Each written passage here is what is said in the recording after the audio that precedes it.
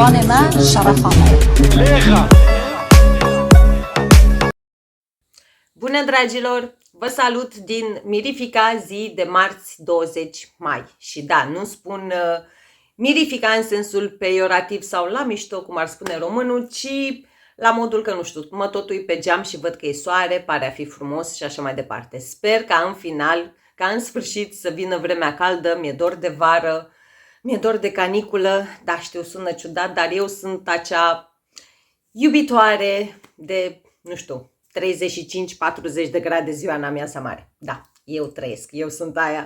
Bun, My Scent of the Day, parfumul zilei mele de astăzi, inspirată fiind de ziua de afară, este un parfum de la casa Arabiat Prestige. Știți că ador această casă, o iubesc, vreau toate parfumurile produse de ei.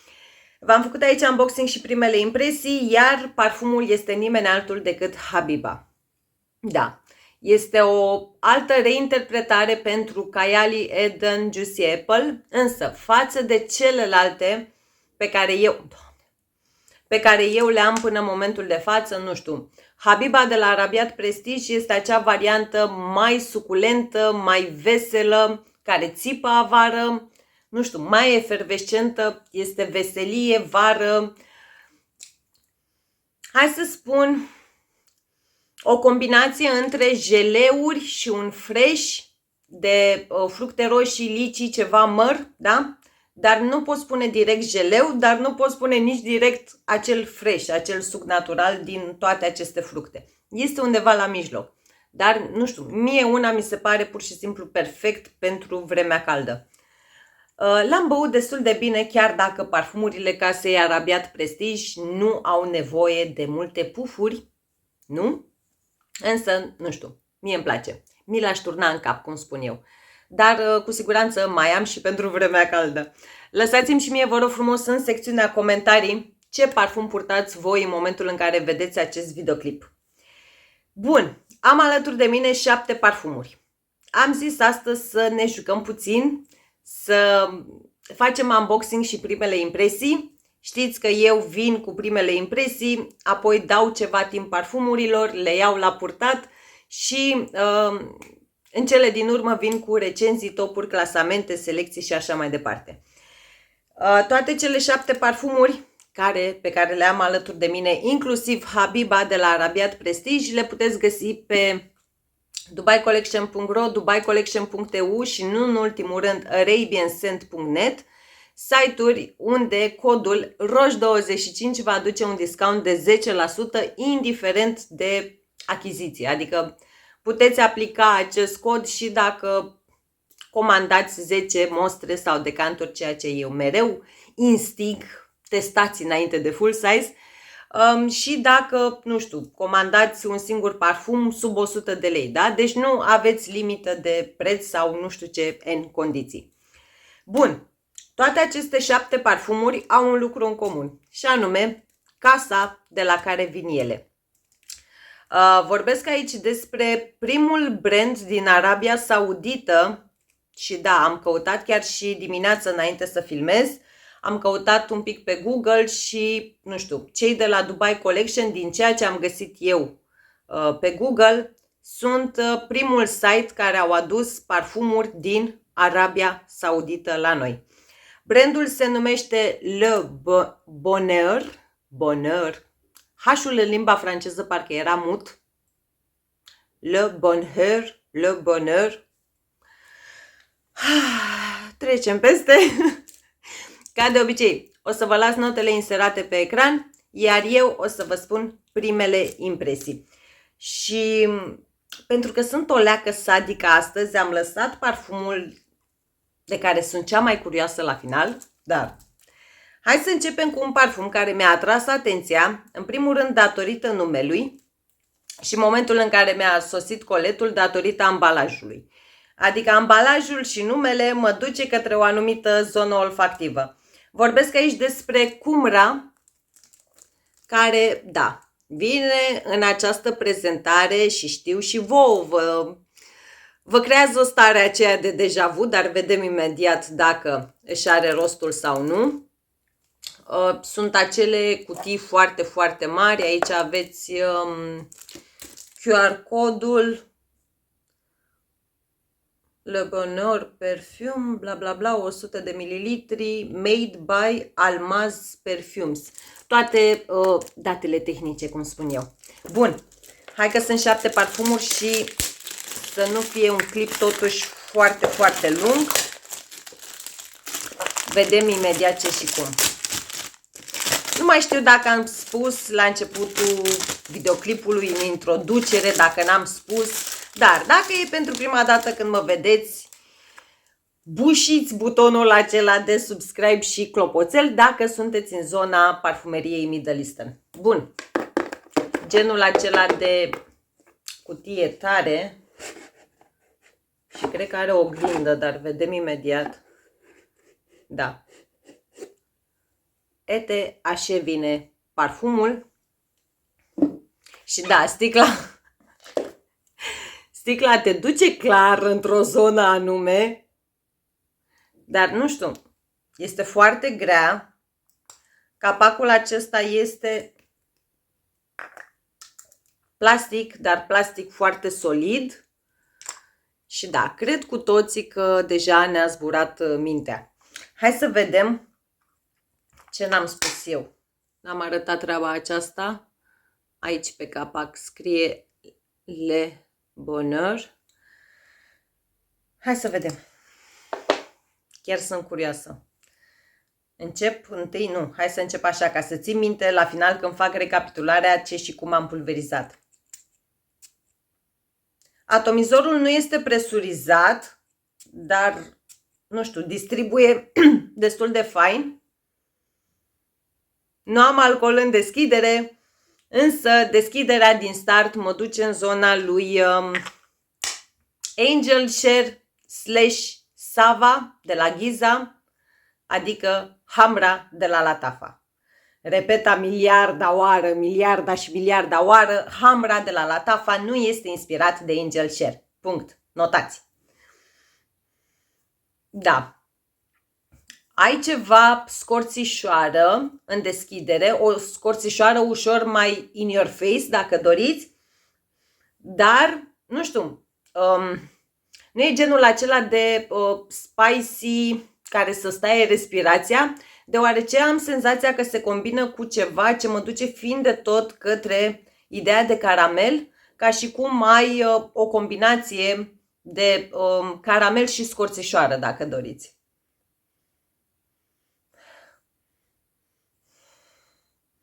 Nu resimt absolut nimic buzii. Poate doar undeva, hai să zic, un 5%, dar undeva în fundal, da? Pur și simplu deschiderea și zona în care mă duce în momentul de față ar fi, hai să zic mai degrabă, către zona lui Royal Blend Nero de la French Avenue, deoarece v-am mai spus și în acest videoclip, Royal Blend Nero de la French Avenue, în afara faptului că este extract de parfum și automat are cu totul și cu totul alte performanțe, mi se pare mult mai fin, mai limpede lucrat față de Hamra de la Latafa.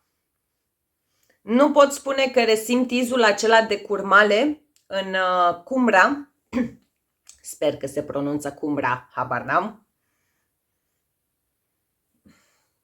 Pielea rămâne, adică se vede, da, este destul de uleioasă și da, vă scot în evidență toate aceste aspecte, deoarece este pentru prima dată când iau contact cu această casă Middle Eastern. Da, hai să zic că este oarecum în zona lui Royal Blend Nero, dar cu ceva mai mult caramel, ceva mai multă vanilie. Cu siguranță nu este genul acela de parfum pe care să-l porți ziua în amiaza mare la 35 de grade, însă dacă mergi, nu știu, la un eveniment sau da, la un eveniment undeva unde ai aer condiționat, consider că ai putea să porți acest parfum. Adică eu una l-aș putea purta. Sau seriile de vară, tot așa, când ai o ocazie mai specială și așa mai departe. Ca profil olfactiv, momentan, pentru mine este total unisex. Da? Nu este nici Hamra Kawa, dacă numele Kumra vă poate duce în zona aceea, nu. V-am zis, este undeva, hai să spun, la jumătatea drumului dintre Royal Blend Nero de la French Avenue și Kilian Angel Share. Da? Pe undeva pe acolo. Lăsăm, vedem la final cum se dezvoltă, dacă apare altceva și așa mai departe. Următorul se numește Sandy și vine în acest ambalaj de data aceasta. Din nou, aveți aici date tehnice, cum îmi place mie să spun, cod QR și așa mai departe. Și să vedem ce și cum. Și da, mi-am adus cutterul ca să mă mișc mai repede. Ia să vedem. Și acum cum îl deschid? Ca o carte. Aveam un moment de retard, că de ce nu? Pam, pam, ete, așa se deschide. Faină. Faină prezentarea. Hai să vedem cum e Sandy. Mi-a venit așa un flash din copilărie, desenele acelea cu, cum spuneam noi când eram mici, Sandy Bell. Da? Doamne, desene cu Sandy Bell. Deci cred că sunt bătrână rău, cum ar spune anumite persoane, dar trecem peste. Aceasta este sticluța grea, masivă. Îmi place culoarea sucului din interior. Capacul este din plastic, din nou, aici ne scrie Le Bonheur și îmi vedeți și lustra, dar nu mai contează. Hai să vedem cum miroase Sandy. Parcă atomizorul lui Sandy este o idee mai hotărât decât atomizorul lui Kumra. Nu resimt alcool în deschidere. Nu. Resimt un 1% alcool în deschidere de data aceasta. Da? Culmea. La Kumra nu am perceput, izul acela fiind de tot alcoolic, la Sandy îl percep. Genul acela de parfum floral, cel puțin în momentul de față, mă duce cu gândul către un buchet foarte, foarte mare cu flori albe.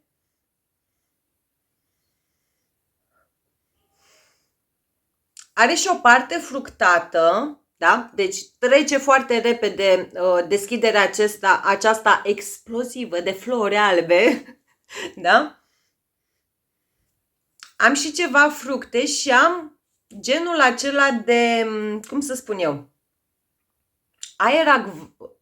aer acvatic, iz acvatic, dar nu este izul acela, cum să spun eu, cel puțin în momentul de față nu e ceva care să mă ducă cu gândul către briza mării, da? Aerul acela acvatic, dar fiind sărat totodată. Nu, în momentul de față nu.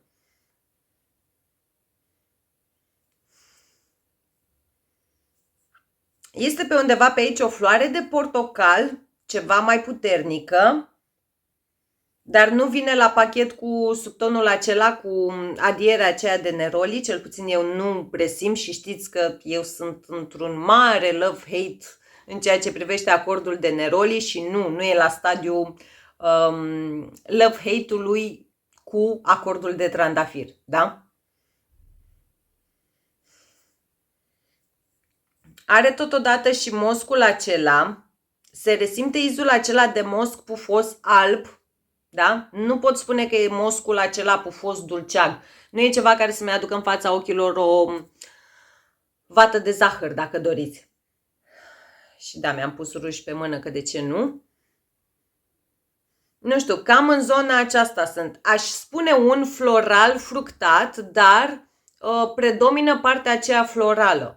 Nu știu, resimt mai multe flori decât fructe, însă ai izul acela, nu știu, e ca și cum ai avea o grădină, ai fi într-o grădină cu flori, din nou, multe flori albe,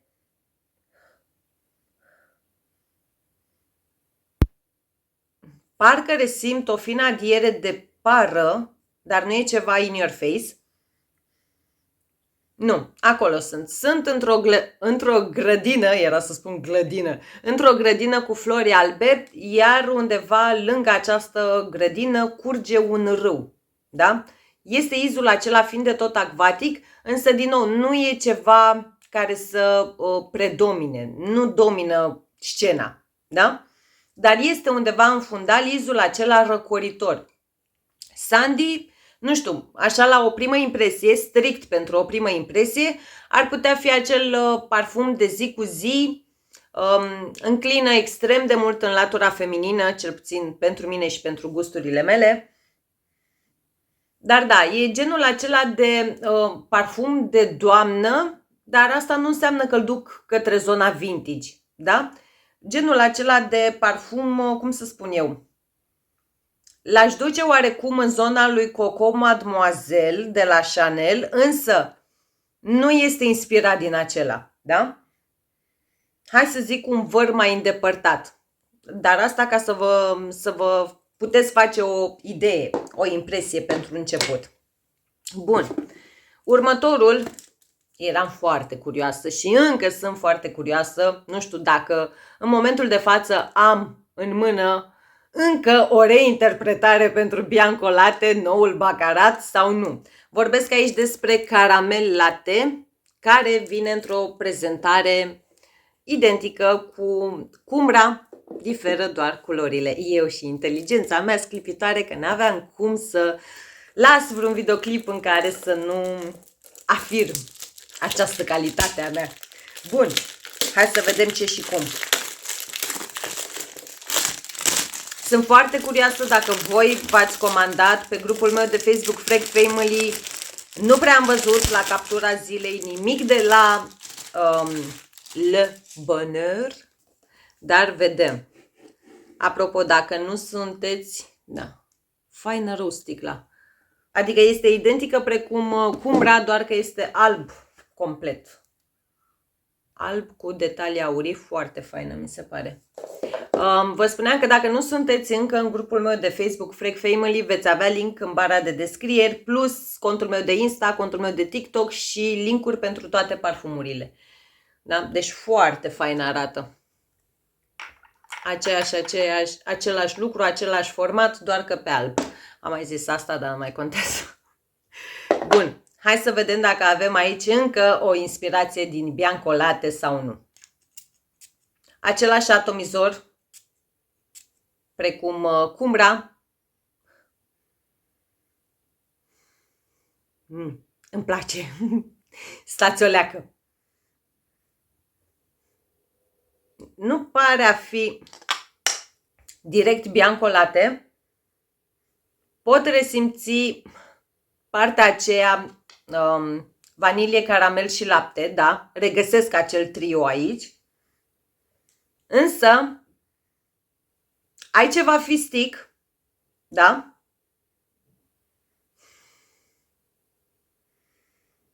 Ai o parte nati florală, ai ceva, și când spun nati, direct fistic, da? Direct mă duce cu gândul către fistic.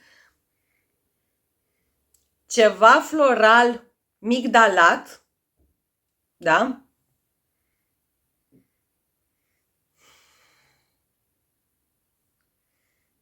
Nu știu, pe mine una cel puțin acum, pentru o primă impresie, există posibilitatea, nu știu, să mă înșel sau vedem cum se prezintă peste 2-3 zile acest parfum.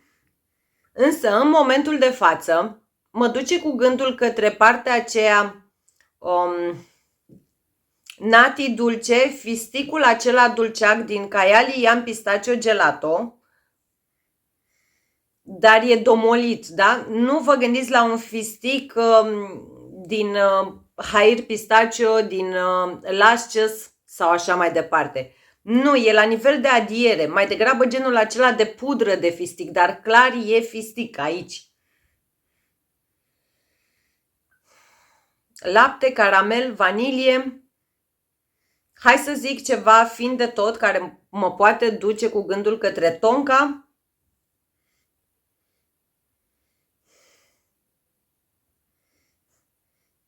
Și la partea florală dispare izul acela, adică nu pot spune la fel ca în deschidere, la fel precum am spus la prima pulverizare, faptul că este acel floral migdalat, ci acum e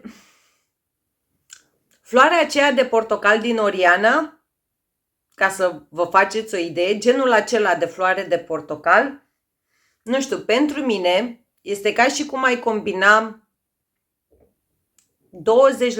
20%, dar strict partea de fistic, da? Nu fistic cu rom, cu rahat turcesc și cu tot ce mai are Yum Pistachio Gelato. Nu. Strict partea aceea de fistic dulce, un 20%.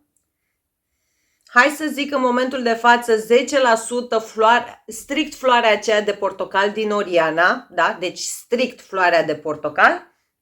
Iar diferența de 70%, hai să spunem că ar fi acel pahar uriaș de lapte cu caramel, vanilie și o adiere fină de tonka. Dar, nu știu, vedem cum se dezvoltă, vedem cum devine către dry down-ul final. Uite, în momentul de față, cel puțin izul acela de fistic dulce se temperează din ce în ce mai mult și merge către fundal, dacă doriți. Dar nu e rău. Nu e rău deloc și nu pare genul acela de parfum sufocant pe care să nu-l poți purta, nu știu, vara sau așa mai departe. Da, este, adică cel puțin acum pentru o primă impresie îl duc în zona aceea gurmand lactonică, însă nu pot spune că este direct o reinterpretare a lui Bianco Latte. Dar îmi place, nu e rău deloc. Și uite, chiar știți că mie îmi place să fac layering, să mă joc cu parfumuri și așa mai departe. Și de multe ori nu fac layering pentru a spori performanța parfumurilor, ci pentru a, nu știu, pentru a avea acel miros unic, dacă doriți. Da? Pentru că automat atunci când combini două parfumuri și ieși pe stradă sau mergi undeva, cu siguranță nu va exista o a doua persoană care să miroasă precum miroși tu. Bun, minutul 22 și mai am 4 parfumuri. Hai să vedem ce și cum.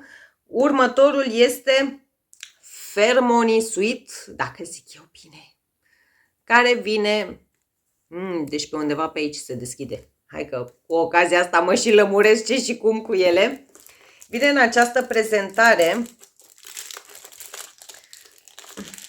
Hai să vedem. Dacă nu mă înșel, parcă acesta avea pe undeva prin note, dar nu am idee, dumneavoastră o să le aveți undeva pe ecran, avea listat un acord de trandafir. Și să vedem. Caseta aceasta, nu știu, partea aceasta din față e așa moale. Da, deci nu, hai mai bine să nu mă mai pierd eu în detalii tehnice. Așa se deschide. Da, așa se deschide. Ete, sticla. Ete, sticla. Și să vedem cum îl scot de aici. Gata. Ce culoare are. Îmi place. Deci îmi place sticla. E altceva. Într-o mare de sticle cu pietre și cu forme ciudate și așa mai departe, treaba asta e altceva. Mă duce cu gândul către, nu mai știu cum se numește, parcă decantor de whisky. Vă inserez o imagine pe undeva pe aici. Genul acela de sticlă care mă duce cu gândul către un alt serial din copilăria mea, Maică, pentru că și acum mă simt bătrână, și anume Dallas. Deci nu știu, am senzația că face parte din sticlele acelea lui, cum îl chema, doamne, GR. Bun, hai să trecem peste eu și amintirile mele din copilărie, gen Sandy Bell și Dallas. Și da, aici n-am dat nimic decât cu ruj. Hai să vedem. Fermoni Sweet. Da? Din nou, nu știu de ce. Nu este atomizorul presurizat, dar parcă... Mamă, ce tare e ăsta! Foarte asemănător cu atomizorul lui Sandy. Ce frumos e! Da. Da, e altceva. Deci nu îl duc către niciun alt parfum. Ai genul acela de deschidere fructat, florală, spicy. Aș spune, nu știu, ori fructe roșii, ori coacăze. Da? Undeva pe acolo sunt. Adică izul acesta fructat pe care îl resimt, în zona aceea mă duce, dar Nu pot da seama, adică nu vă pot spune direct, dar voi vă uitați la note, da? Eu, una cel puțin, în momentul de față, fix undeva la mijloc sunt între coacăze și fructe roșii. Ai și ceva ghimbir, dar nu foarte mult. E pe undeva pe acolo o adiere de ghimbir. Iar izul acela, trandafirul de aici, cum să spun eu, mă duce nu știu de ce mai degrabă cu gândul fiind de tot către o dulceață de trandafiri sau hai să spunem trandafirul acela de dulceață, dar nu e deranjant, culmea. Ori datorită combinației acestea de fructe roșii și atingerea aceea de ghimbir, nu știu, deci chiar îmi place. Surprinzător, chiar îmi place. Hai să spun, este dulce, dulcele acela fructat, dacă doriți. Ai și ceva flori albe, is fiind de tot bubblegum. Tuberoza aceea, o fină tuberoză din zona aceea, tipul acela tuberoză bubblegummy, cum se spune, dar nu știu cum să spun, nu e in your face, da? Adică nu mă deranjează, nu e tuberoza aceea deranjantă, sub nicio formă. Are și o fină adiere lemnoasă undeva în fundal, are și vanilie cu siguranță și are și genul acela de mosc pufos dulceac pe care îl iubesc eu. Fermoni Sweet, chiar sunt plăcut impresionată din start. Bine, nu mă interpretați greșit, nu spun că celelalte sunt nașpa, sunt urâte și așa mai departe. Doar că Fermoni Sweet nu mă duce cu gândul către un alt parfum pe care l-am testat până în momentul de față sau l-am, da? La modul acesta. E genul acela, cum să spun eu, dacă Sandy, e acea doamnă, hai să spun eu, undeva între 35 și 40 de ani, ei bine, Fermoni Sweet este acea domnișoară de la 19 ani în sus. Dar nu mă înțelegeți că ar fi acel parfum juvenil, copilăresc și așa mai departe. Depinde foarte mult și de preferințele fiecăreia dintre noi până la urma urmei și spun fiecăreia dintre noi deoarece Fermoni Sweet, în opinia mea, înclină foarte mult către latura feminină, adică eu nu l-aș vedea pe un domn. Acum, na, cu treaba asta cu genul s-ar putea să avem surprize, dar depășim momentul. Nu știu, e acel parfum pe care îl poate purta o studentă, o șefă la birou, da? Adică foarte versatil, foarte, foarte versatil. Și chiar dacă nu, cum să spun eu, nu îl pot asemăna cu nimic altceva, până în momentul de față, cel puțin acum pentru o primă impresie, nu mi se pare nici parfumul acela care, da, în momentul în care îl pulverizezi sau îl simți pe cineva, spui din start, frate, miroase a parfum arabesc. Nu are nimic arabesc în el. Nu, chiar nu. Foarte fain. Fermoni Sweet ăsta. Bun. Mai am 3, minutul 28. Următorul este Celeste, cum vreți voi să-i spuneți, care vine în această cutie mistică, dacă doriți să fiu dramatică. Niște treburi socotel pe spate și cred că de pe undeva pe aici se deschide, dar hai să vedem. Nu știu, până acum nu am nimic de obiectat la o primă impresie, da? Adică de la sticlă, atomizor și miros, că în fond și la urma urmei cam asta ne interesează, nu am nimic de obiectat. Dar treaba aceasta, eu nu știu ce o să fac cu cutiile, m-am mai plâns eu în alte videoclipuri pe aici, dar nu-mi vine să o arunc. Ia să vedem cum e în interior. Deci că e o carte din aia de vrăji. Măi, mamă, stați așa. Deci, iote. Deci n-ai cum. N-ai cum. Me gusta. Foarte faină prezentarea.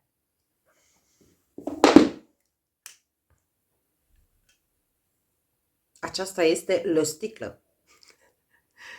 Are chestia asta aici, dar nu vă accidentați că au, vârfurile acestea sunt rotunjite, da? Deci nu există posibilitatea. Poți să-l folosești ca armă albă? Nu. Este tot plastic, dar cred că are aici partea aceasta neagră, cred că are ceva metalic în interior, pentru că se simte foarte, foarte greu. Măi, e plastic sau metal? Nu, pare metal. Deci m-am înșelat. Îmi retrag cuvintele. Da, deci poți să o folosești așa, să o bagi în loc cuiva. Nu instigăm la nimic, să fie pace, să fie soare. Hai să vedem cum miroase Celeste, Celeste sau cum îl cheamă pe nenicul ăsta cu capac încornorat.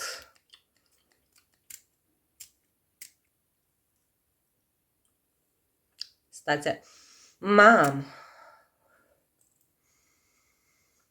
O, da. Schimbăm foaia. Schimbăm foaia. Unde am pus capacul? Asta e zona mea de confort. Da? Deci, da. Asta e zona mea de confort. Ceva piper. Ceva lămâie. Da. Este genul acela de parfum unisex, zic eu, acum, pentru o primă impresie.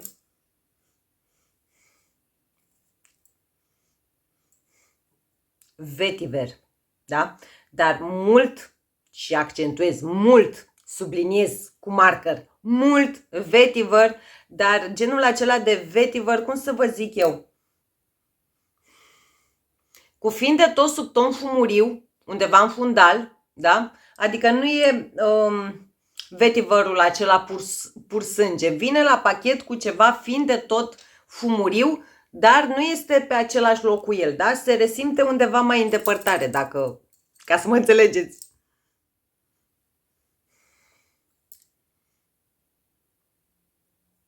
Ai o combinație de vanilie și tutun, dar nu pot să mă duc în zona lui Tobacco Vanille de la Tom Ford. Nu, nu mă duc în zona aia. Și ai ceva, nu știu ce e treaba aceasta, că inițial m-ar fi dus cu gândul către Elemi, dar clar nu e Elemi aici. E ceva, cum să spun eu, dulce amărui, dar nu în zona acordului de Elemi, nu tipul acela, da? Nu este Celeste, Celeste sau cum să o numi, nu este genul acela de parfum de zi cu zi, nu este genul acela de parfum safe blind buy, nu. Dar dacă mă urmăriți de mult timp și sunteți în zona mea în ceea ce privește parfumurile acestea mai altfel, da? Cu siguranță s-ar putea să vă placă treaba asta. Da, parcă acum treaba aceasta, combinația de vanilie și tutun iese din ce în ce mai mult în evidență. Aș putea spune că vine la pachet cu ceva condimente, fin condimentat, dar dulce amărui totodată. Da? Nu este rău sub nicio formă, dar exact cum v-am spus, este precum cumbra, la modul de versatilitate, da? Deci, strict la modul de versatilitate. Treaba asta nu miroase precum treaba asta, n-au nicio legătură. Dar la versatilitate, nu știu, adică nu e acel parfum de zi cu zi. Doar dacă ești genul acela de domn sau doamnă, deoarece, exact cum v-am spus, pentru mine este genul de aromă total unisex. Este acel parfum de zi cu zi doar dacă ești în zona aceasta mai dark, misterioasă. Ai tu acea personalitate, dacă mă înțelegeți. Dar nu e rău deloc. Din contră, mie îmi place. Chiar îmi place trebișoara asta. Bun. Și am ajuns la ultimele 2 minute 34. Ia uite, îl desigilam și nici măcar nu vă spuneam, nu vi-l arătam ce și cum. Am aici Serenity. Și da, fac parte din colecția cu cumbra, cafe latte și mai am unul, că n-aveam cum să-l ratez pe ultimul. Dar până atunci, hai să vedem cum stă treaba cu Serenity. aceeași prezentare, doar că de data aceasta avem sticluța este roz pal, da? Adică nu e transparent. Se vede și în fundul acesta dublu. Lichidul este roz, capacul roz pudră, aceeași treabă, sigla Le Bonheur Perfumes. Trebuie să mă apuc să învăț franceză. Bun, hai să vedem Serenity. Parcă îmi place mai mult, nu știu, deci nu înțeleg care e treaba cu atomizorul. Bun. Mandarină. E ceva ce mă duce cu gândul către un fresh de mandarine, dar... vai, ce fain e asta!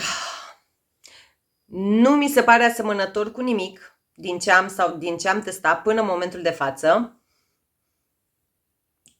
Are genul acela de deschidere fresh, dar nu fresh-ul acela citric astringent.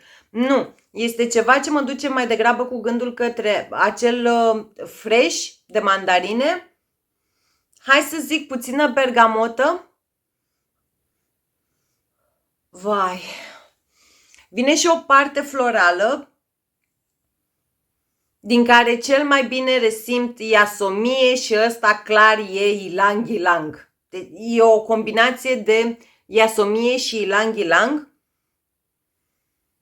Doamne, cât de fain e Serenity! Cum să spun eu? E genul acela de ADN, de profil olfactiv, easy rich, da? Nu poți deranja, îl poți purta la școală, la birou, poate fi și parfumul tău semnătură.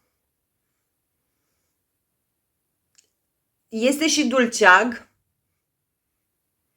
genul de dulce, cum să spun eu, vanilie fiind de tot caramelizată, dar nu predomină, da?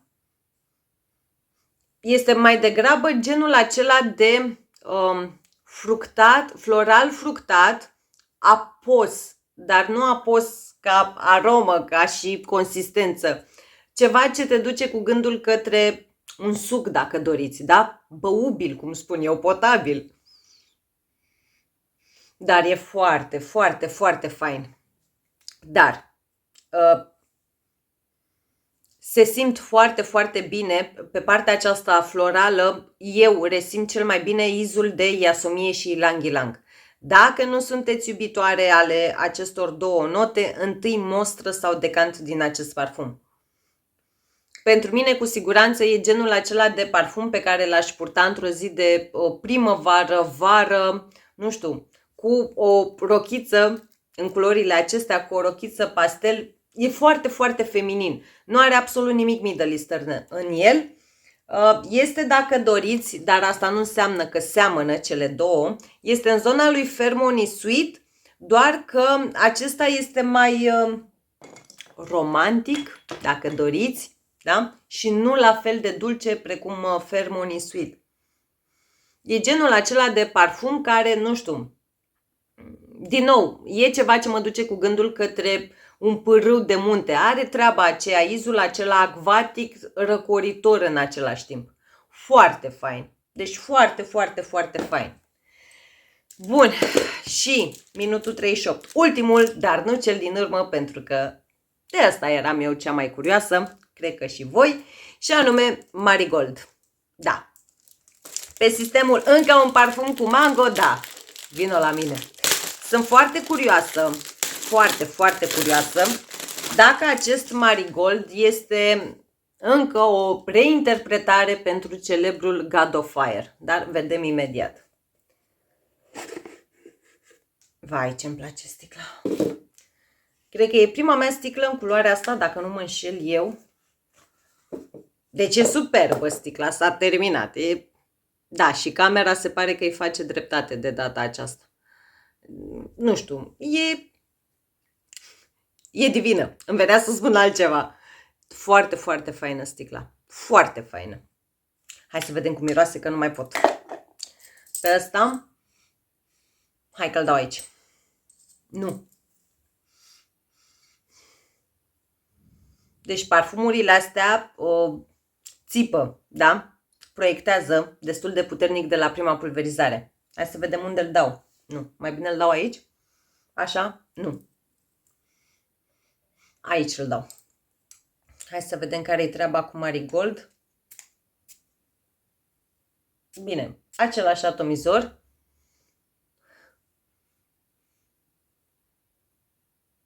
Ai mango, da, logic.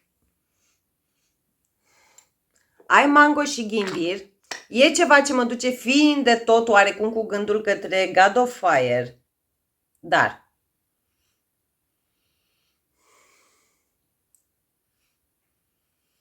da, e ceva ce mă duce oarecum în zona lui God of Fire, însă imediat după deschiderea asta îmi dă la naș ceva fructe roșii. Da? Dacă doriți, este cel puțin acum. Vedem cum va evolua. Dar acum, pentru o primă impresie, pentru o primă pulverizare, mă duce cu gândul mai degrabă către un flanker de-a lui God of Fire.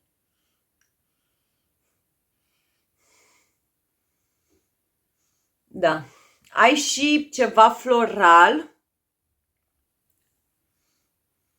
Flori albe. Hai să zic eu. Este și dulce. Cred că este și genul acela, cum să spun eu, este și o vanilie pe undeva pe aici. Și da, se simte. Deci, adică se simte de aici, nu trebuie să apropii mâna.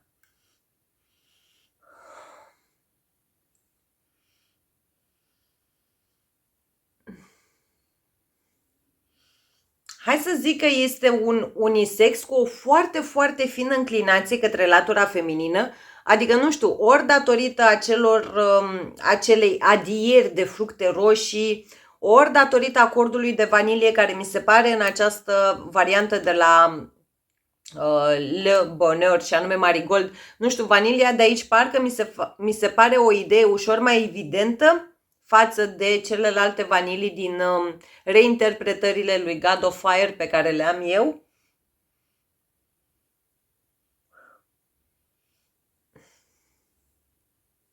Scuzate, signore, dar mi-a sunat telefonul, că de ce nu? Bun, revenim la Marigold. Da, merge destul de mult în zona lui God of Fire, însă, nu știu, cel puțin acum pentru o primă impresie mi se pare reinterpretarea cu cel mai proeminent mango, dacă doriți, adică, nu știu, acordul de mango din Marigold, ca să vă fac așa o paralelă la o primă impresie. Nu mai știu cum se numea varianta de la Paris Corner, Ophidian, Mango Bliss, nu știu, vi-l inserez pe undeva pe aici. Mangoul din varianta celor de la Paris Corner mi se pare ușor mai rece, dacă doriți. Mangoul din Marigold mi se pare mai dulceaguntos, da? Nu știu, dar îmi place. Da, pentru o primă impresie, dacă sunteți în zona aceea a lui God of Fire / Ophidian Mango Bliss, cred eu că se numește, cu siguranță ar trebui să testați și acest Marigold. Merge și acesta în zona lui God of Fire, da? Hai să luăm pe God of Fire, că el este primul. Merge în zona lui God of Fire, însă acordul de mango din Marigold mi se pare mai cremos, untos, dulceag, hai să spun cremos, untos, vanilat. Da, dar nu e rău. Deci nu e rău și este băubil, purtabil, deturnat în cap pe timpul verii. Bun, minutul 44. Spălă repede nasul și facem recapitularea finală.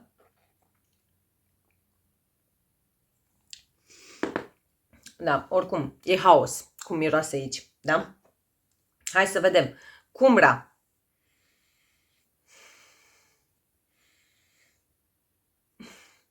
Acel Royal Blend Nero de la French Avenue, mai vanilat caramelicios, da? Cu mai multă vanilie, cu mai mult caramel, are însă în continuare izul acela, hintul acela de scorțișoară, da? Dar în momentul de față cam asta îmi spune mie. Caramel, vanilie, scorțișoară.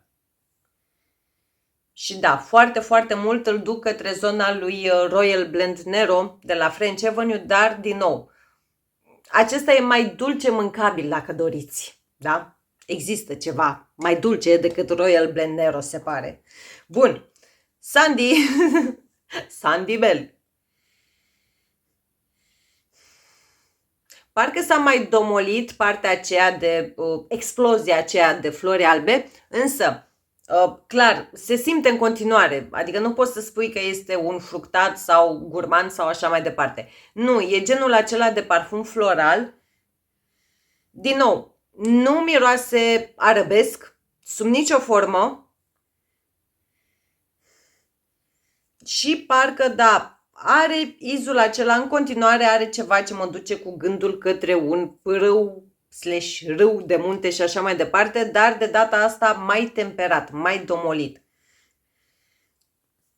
Dar cu siguranță îl văd ușor de plăcut și ușor de iubit de către doamnele și domnișoarele care sunt foarte, foarte mult în zona parfumurilor în zona floralelor albe. Da? Și venind la pachet cu subtonul acela cu adierea aceea fină acvatică, nu știu, mi se pare genul de parfum pe care îl poți purta mai ușor dacă doriți în vremea caldă. Dar da, genul de parfum clasic, mirosul acela de designer clasic dacă doriți. Hai să vedem caramel latte.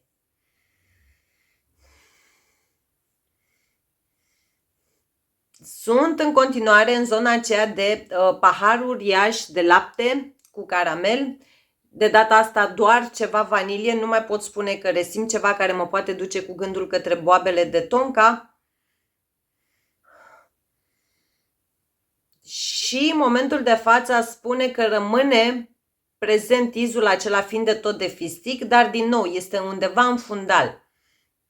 Gândește-te că faci layering în momentul de față, da? În momentul de față ai să zic 10% partea aceea nati, fisticul în sine, din caia Liam Pistachio Gelato.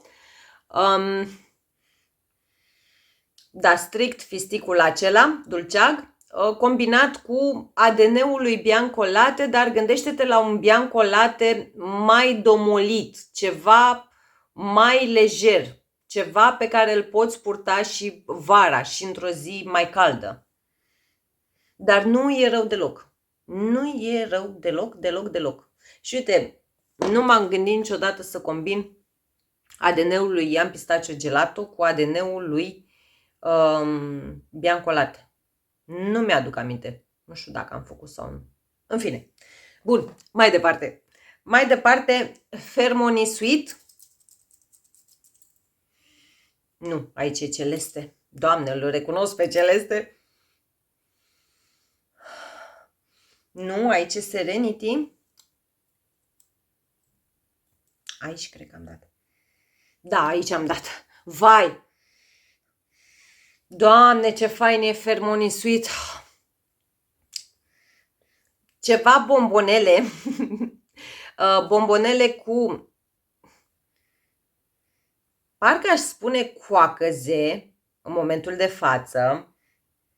Dar hai să zic și o fină adiere floral pudrată, nu știu, probabil ceva violetă, iris, da, pe undeva pe acolo, dar strict atingere floral pudrată, adică nu e irisul acela de ruj, nu e ceva care mă duce cu gândul către un ruj. Dar foarte, foarte, nu știu, hai să spun, cu siguranță e mult mai dulce decât acesta. Aș putea spune chiar că Fermoni Sweet are un fin subton gurmand fructat, da? Sandy nu, Sandy e doamna aceea oarecum o idee mai serioasă, da? Sunt diferite, dacă doriți, mamă și fiică, undeva în zona aia sunt. Dar e fain, deci treaba aceasta e foarte faină. Și da, în continuare nu e ceva care, nu știu, să vă pun degetul, să vă spun mă duce cu gândul către zona X sau Y. Nu. Dar nu e rău. Nu e rău și pentru mine, pentru vară nu e prea mult. Nu e prea mult. Celeste, Celeste, Doamne Dumnezeule, da. Deci, din toată selecția de astăzi, dacă doriți, din toate cele 7 parfumuri, Celeste mi se pare fix cum arată ambalajul, da? E fix vrăjitoarea aceasta, fix această, nu aș spune de fapt strict vrăjitoare, pentru că în continuare mi se pare unisex. Da, mi se pare unisex mie. Ai treaba aceea, nu știu, tutunul în momentul de față e la nivel de adiere, dar ai o vanilie în continuare cu un subton dulce amăruit totodată. Nu știu, e mistic. E mistic și atât. Da? Din nou, nu este easy rich precum acesta. Dar, mă repet, dacă sunteți în zona mea, pe partea asta de parfumuri de vrăjitoare și de vrăjitori, testați o mostră sau un decant din Celeste. E altceva. Nu mă duce în zona lui Red Tobacco, Tobacco Vanil și așa mai departe. Nu. Dar are totuși și vanilie. Serenity.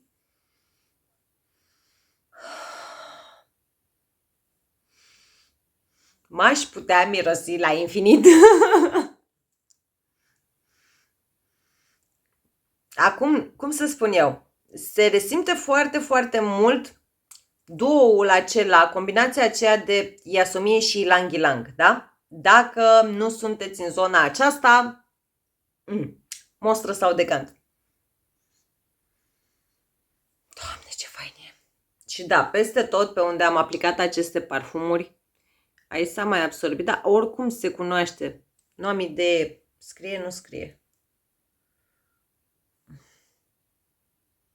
Da, ei spun că ar avea 20% concentrație de ulei, da, nu știu ce să spun.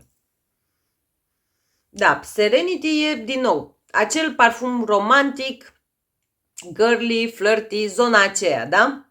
Dar nu vă lăsați indus în eroare de ambalaj. Nu e girly, flirty, cu subton juvenil, a la,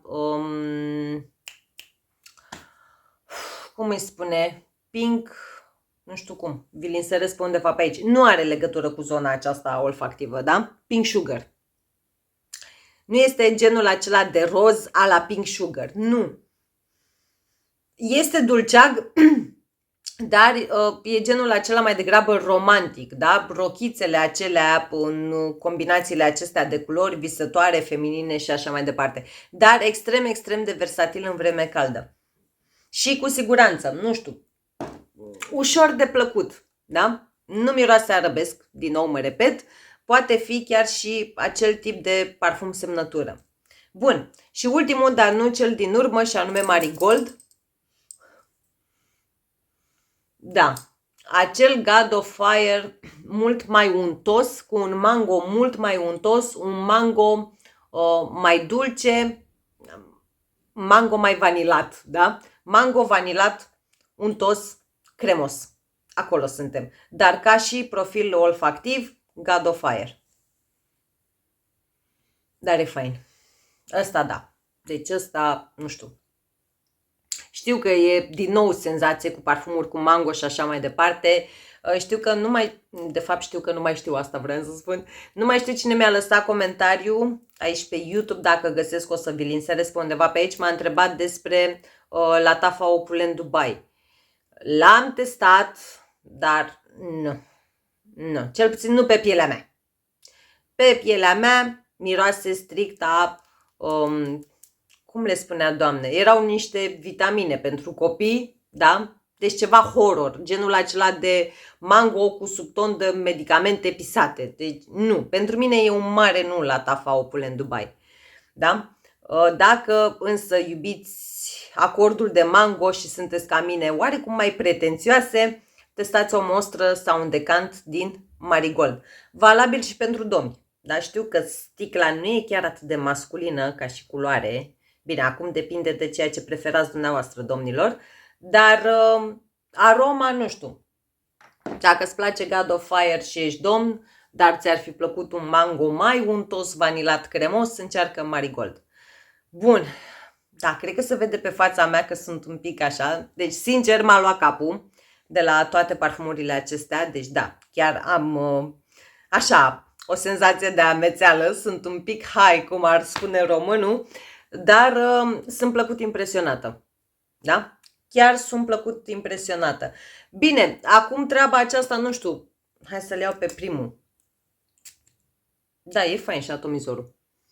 Vreau să spun strict de partea cu atomizoarele, dar na, eu folosind azi de dimineață Arabiat Prestige, care vine cu acest atomizor, da, normal că am pretenții exagerate. Bun. Doamne, cum e. Gata, nu mai. Trebuie să aerisesc și să mă aerisesc și eu pe mine, că nu mai pot. Deci nu...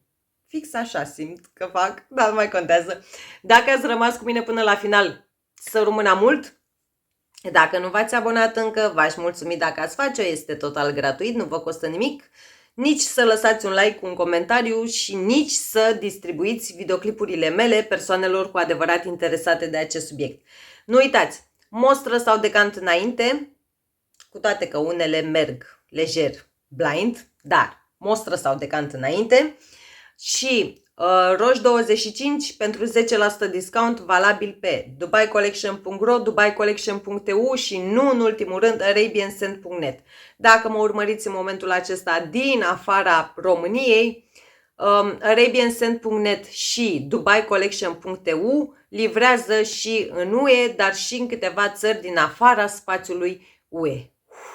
Detaliile în bara de descrieri, inclusiv linkuri pentru parfumuri, inclusiv link către grupul meu de Facebook Frag Family, contul meu de Insta și contul meu de TikTok. Și gata că nu mai pot leșin. Vă pup, vă îmbrățișez, să fiți minunați, să fiți liniștiți și să dați cu pace. Și în dreapta, și în stânga, și în fața, și în spate, și peste tot dați cu pace. Până data viitoare, să fiți frumoși și parfumați. V-am pupat! زبان ما شرف عمر